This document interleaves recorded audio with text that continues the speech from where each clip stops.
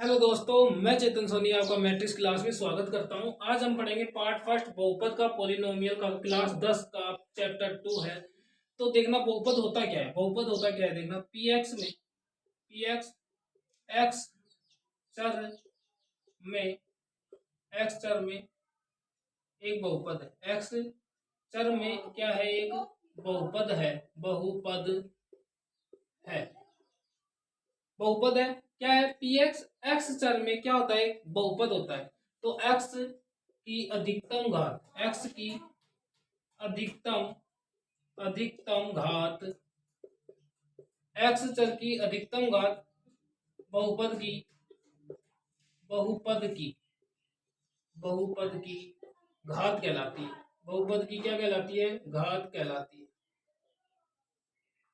एक बात समझ में आई कि पी एक्स एक्स चर में एक क्या होता है, बहुपद होता है। एक्स की अधिकतम घात बहुपद की क्या कहलाती है, घात कहलाती है। अब देखना, जैसे जैसे मैंने दे दिया पी एक्स बराबर एक्स स्क्वायर प्लस 2x+3, ये दे दिया एक समीकरण। तो देखना पी एक्स में, देखना ये ना पी एक्स और एक्स की अधिकतम घात क्या है, इसमें 2 है। तो घात कितनी है इसकी, 2। तो बताओ बहुपद समझ में आया। एक बात समझ में आई। अब क्या होता है आगे, अब आगे साथ साथ मेरे साथ साथ लिखते रहना, नोट्स बनाते रहना, तभी आपको ये समझ में आएगी। अब देखना आगे क्या है।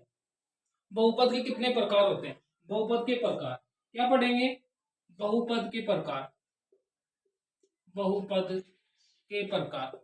अब बहुपद के प्रकार कितने प्रकार के होते हैं ये बता रहा हूं मैं आपको। बहुपद के कितने प्रकार के होते हैं, 3 प्रकार के।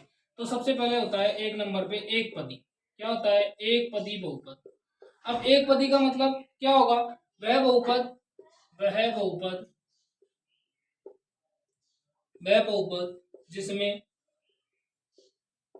केवल एक पद हो, एक पद हो। वह बहुपद जिसमें क्या हो, केवल एक पद हो। कौन सा पद कहलाएगा, एक पदी बहुपद कहलाएगा। और एक पदी को अंग्रेजी में क्या बोलते हैं, मोनोनोमियल। मोनोनोमियल क्या बोलते हैं, मोनोनोमियल। अब जैसे एग्जांपल देखना, जैसे जैसे जैसे मैंने लिख दिया ए एक्स स्क्वायर। अब बताओ कौन सा, कितने पद है इसमें, एक ही तो पद है। सारे मल्टीप्लाई में है तो सारे एक ही पद है। जैसे मैंने लिख दिया 10x², ये भी क्या है, एक पद है। मैंने लिख दिया 2x, ये भी क्या है, एक पद है। तो बताओ समझ में आया। आगे चलते हैं। 2 नंबर पे आता है द्विपदी। द्विपदी, अब द्विपदी को अंग्रेजी में क्या बोलते हैं, बाइनोमियल। बाइनोमियल बाइनोमियल अब बाइनोमियल मतलब क्या होता है, वह बहुपद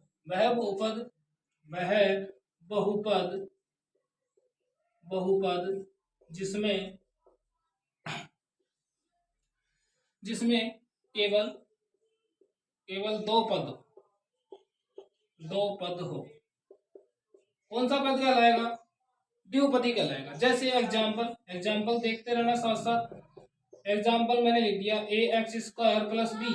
बताओ क्या है, एक पद और दूसरा पद, हुआ नहीं हुआ। मैंने लिख दिया 3x² - 2x। बताओ है या नहीं है या नहीं है, 2x। बताओ है या नहीं है, क्योंकि ये स्क्वायर का है और ये x का है। तो बताओ दो पद हुए नहीं हुए।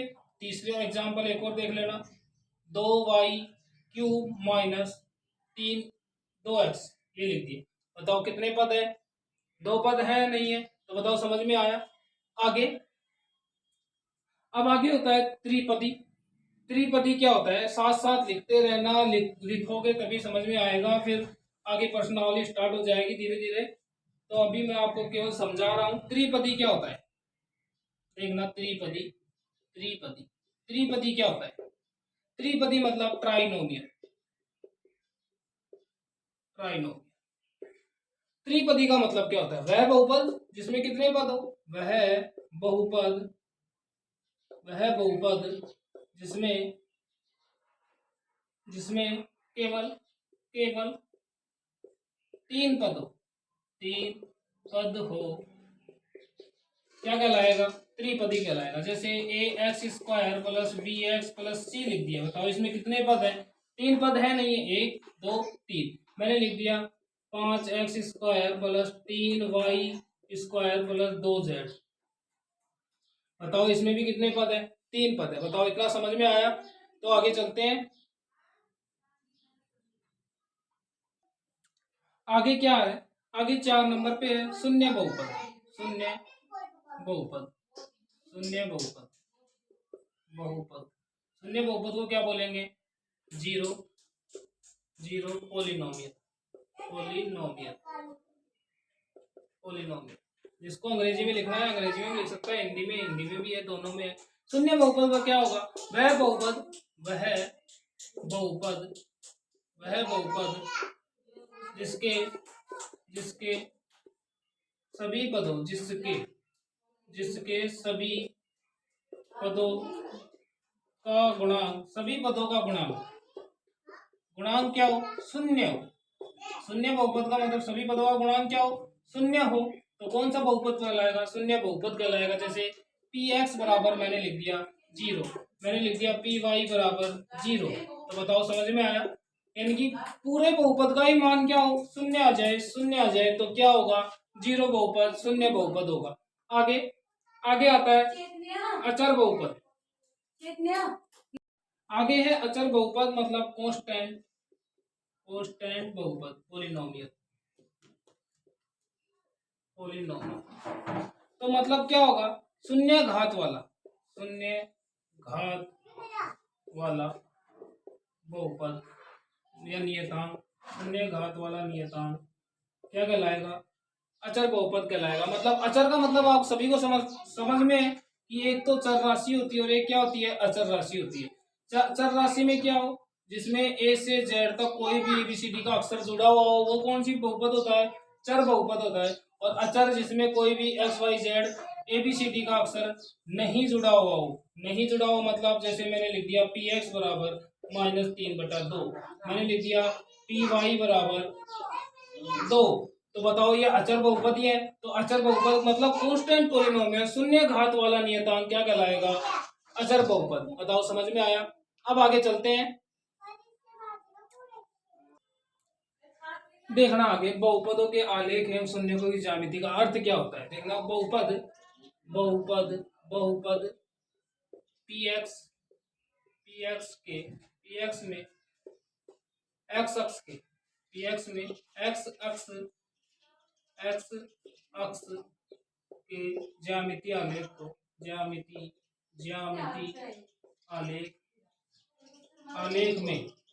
आलेख में एक्स जिन बिंदुओं पर प्रतिच्छेदित करता है, एक्स जिन बिंदुओं पर प्रतिच्छेदित करता है, बिंदुओं पर प्रतिच्छेदित करता है, प्रतिच्छेदित करता है उसे बहुपद के शून्यक कहते हैं। बहुपद के शून्यक कहते हैं। क्या कहते हैं? शून्यक। मतलब शून्यक कब होंगे? देखना जैसे मैंने एक ग्राफ बना दिया, ये एक्स अक्ष है, ये क्या है? एक्स अक्ष, ये एक्स डेक्स, ये वाई और ये वाई डेक्स, यही तो होता है। अब देखना क्या बोल रहा है? एक्स अक्ष जिन बिंदुओं में प्रतिच्छेदित करता है उसे क्या कहते हैं? बहुपद के शून्यक। जैसे मैंने लिख दिया, ये ऐसे बना दिया, तो एक्स अक्ष कहाँ कहाँ टच कर रहा है? एक्स अक्ष पर एक जगह, 2, 3, तो इसके कितने शून्यक होंगे? 3 शून्यक होंगे। जैसे मैंने बना दिया ये मैंने ऐसे कर दिया, तो एक्स अक्ष पर कितनी जगह टच हो रहा है? एक जगह हो रहा है, तो इसके निर्देशांक कितने होंगे? इसके वो शून्य कितने होंगे? 1 होगा। अब आपको ये भी पता है कि एक्स अक्ष को तो क्या कहते हैं? इतना तो जानते होंगे, एक्स अक्ष को क्या कहते हैं? भुज कहते हैं। क्या कहते हैं? भुज। और वाई अक्ष को क्या कहते हैं? कोटि कहते हैं। तो इसको भी याद रखना है आपको। और आगे अभी बढ़ते हैं। अब देखना आगे द्विघात बहुपद। अब क्या होता है द्विघात बहुपद? द्विघात बहुपद। अब द्विघात बहुपद, अब इसका समीकरण कैसे बनता है? पहले समीकरण को समझ लेना। समीकरण कैसे बनेगा? A X square plus B X plus C बनेगा, जो ए बराबर कभी क्या नहीं होता? 0 नहीं होता। एक बात समझ में आई? अब इसके समीकरण में अब जैसे ये ग्राफ बनाना है अपने को, इसके ग्राफ बनेंगे 2 प्रकार से। कैसे बनते हैं? 2 प्रकार से। 2 प्रकार में एक तो ऐसे बनेगा ऊपर की ओर खुला हुआ, और एक बनेगा नीचे की ओर खुला हुआ। ऐसे एक बनेगा ऊपर की ओर खुला हुआ, एक बनेगा नीचे की ओर खुला हुआ। ऊपर की ओर खुला हुआ बनता है तो क्या बनता है? जब ए क्या हो? बड़ा हो। ए क्या हो? बड़ा हो। इसमें क्या होता है? ए क्या होता है? बड़ा होता है। और नीचे की ओर खुला होगा तब कैसा होगा? ए क्या होगा, छोटा होगा। एक बात समझ में आई।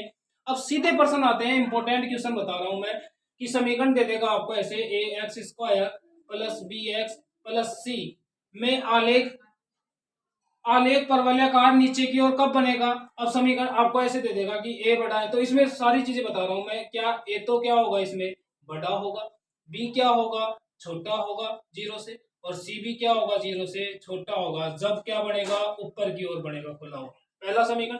नीचे की ओर कब खुला हुआ बनेगा, जब ए क्या हो छोटा हो, ए क्या हो छोटा हो, बी भी क्या हो छोटा हो, लेकिन सी क्या हो बड़ा हो जीरो से। तो क्या बनेगा, क्या बनेगा नीचे की ओर खुला हुआ। इंपॉर्टेंट क्वेश्चन है दोनों के दोनों। जब पर्सन ऐसे आए नीचे की ओर खुला हुआ तो क्या बताना है आपको, ए बड़ा, ए छोटा है, बी भी छोटा है और सी क्या है बड़ा। ऊपर की ओर खुला होगा कब क्या होगा, जब ए बड़ा होगा, बी छोटा होगा, सी भी छोटा होगा। बताओ समझ में आया, समझ में आया। अब पढ़ेंगे अपन 2.1 प्रश्नावली। अब देखना जानेंगे 2.1 के बारे में। तो किसी बहुपद px के लिए y बराबर px ग्राफ के नीचे आकृतियां में हैं। प्रत्येक स्थिति में px के शून्य ज्ञात करने हैं। तो px के शून्य कैसे ज्ञात करेंगे, मैंने अभी बताया था कि px में शून्य कैसे ज्ञात करेंगे। x अक्ष जिस बिंदु पर काटता है, जिस बिंदु पर काटता है उसे x अक्ष के क्या कहेंगे, शून्य कहेंगे। तो देखना इसमें x अक्ष पर काटता है क्या, ये बताओ। तो पहले में x अक्ष पर तो काट ही नहीं रहा, ये x अक्ष की है तो इस पर तो काट ही नहीं रहा, ये लाइन काट ही नहीं रही, तो इसके शून्य क्या होंगे, जीरो होंगे। अब देखना इस पर ये x अक्ष तो है ही नहीं, x अक्ष तो ये है, तो x अक्ष पर कितने बिंदु पर काट रहा है, एक पर काट रहा है, तो इसके शून्य कितना होगा, एक होगा। अब देखना इसमें शून्य क्या होगा, एक ये काट रहा, एक ये निकाल रहा, एक ये, तो कितने शून्य होंगे इसमें, तीन शून्य होंगे। बताओ समझ में आ रहा है क्या। ऐसे ही इसमें देखना एक और दो, इसमें कितने शून्य होंगे, दो शून्य होंगे। इसमें देखना नीचे वाले में पांचवें में शून्य, एक शून्य हो गया, दो हो गए, तीन हो गए, चार हो गए। कितने शून्य हुए, चार शून्य हो गए। कितने हो गए, चार हो गए। आगे देखना एक दो तीन, कितने शून्य का इसमें भी, तीन। बताओ तो 2.1 प्रश्नावली आपको अच्छे से समझ में आई। अच्छे से समझ में आई है तो वीडियो को लाइक करें, शेयर करें, कमेंट करें और चैनल को सब्सक्राइब करें। Thank you.